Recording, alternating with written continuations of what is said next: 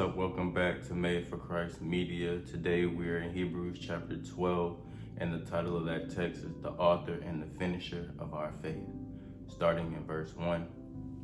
Wherefore, seeing we also are compassed about with so great a cloud of witnesses, let us lay aside every weight and the sin which doth so easily beset us, and let us run with patience the race that is set before us, looking unto Jesus, the author and finisher of our faith, who for the joy was set before him endured the cross, despising the shame, and it is set down at the right hand of the throne of God.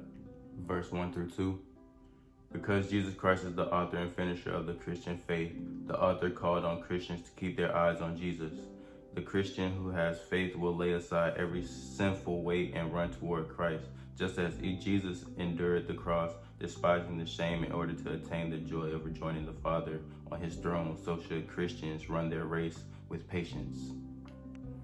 For consider him that endured such contradiction of sinners against himself, lest ye be wearied and faint in your minds. Ye have not yet resisted unto blood, striving against sin. And ye have forgotten the exhortation which speaketh unto you as unto children. My son, despise not thou the chastening of the Lord, nor faint when thou art rebuked of him. For whom the Lord loveth he chasteneth, and scourgeth every son whom he receiveth. If ye endure chastening, God dealeth with you as with sons. For what son is he whom that the Father chasteneth not? But if ye be without chastisement, whereof all are partakers, then are ye bastards and not sons. Furthermore, we have had fathers of our flesh which corrected us, and we gave them reverence. Shall we not much rather be in subjection unto the Father of spirits and live? For they verily for a few days chastened us after their own pleasures, but he for our profit, that we might be partakers of his holiness. Now no chastening for the present seemeth to be joyous, but grievous. Nevertheless, afterward it yieldeth the peaceable fruit of righteousness unto them which are exercised thereby. Wherefore lift up the hands which hang down, and the feeble knees, and make straight paths for your feet, lest that which is lame be turned out of the way, but let it rather be healed. Verse 3 through 13.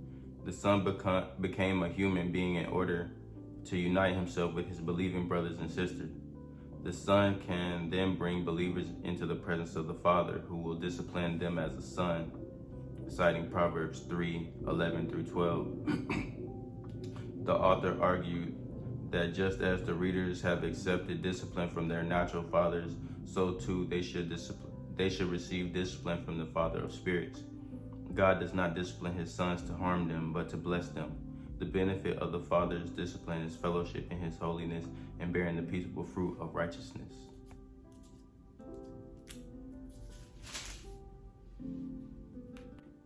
Follow peace with all men and holiness, without which no man shall see the Lord, looking diligently, lest any man fail of the grace of God, lest any root of bitterness springing up trouble you, and thereby many be defiled. Lest there be any fornicators or profane person as Esau, who for one morsel of meat sold his birthright. For ye know how that afterward, when he would have inherited the blessing, he was rejected. For he found no place of repentance, though he sought it carefully with tears. For ye are not come unto the mount that might be touched, and that burned with fire, nor unto blackness and darkness and tempest, and the sound of a trumpet, and the voice of words, which voice they that heard entreated that the word should not be spoken to them any more. For they could not endure that which was commanded, and if so much as a beast touch the mountain, it shall be stoned or thrust through with a dart. And so terrible was the sight that Moses said, I exceedingly fear and quake. But ye are come unto Mount Sion, unto the city of the living God, the heavenly Jerusalem, and to the innumerable company of angels, to the general assembly and church of the firstborn, which are written in heaven, and to God the judge of all, and to the spirits of just men made perfect, and to Jesus the mediator of the new covenant, and to the blood of sprinkling, that speaketh better things than that of Abel.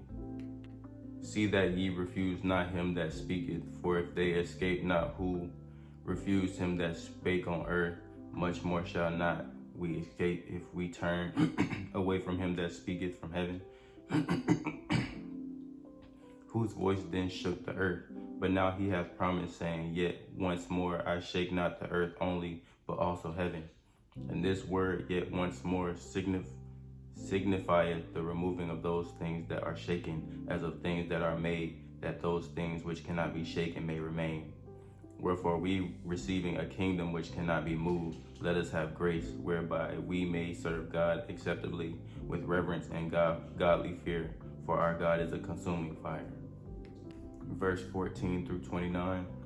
The church does not exist on Mount Sinai, terrifying to the Israelites in both what they heard and saw. Rather, the church is moving toward Mount Zion, where it should dwell in the presence of God, Jesus, angels, and the righteous people who have been perfected by the blood of Christ. The author urges the readers to persevere in faith. Though God will shake heaven and earth, believers can trust they are receiving a kingdom which cannot be removed.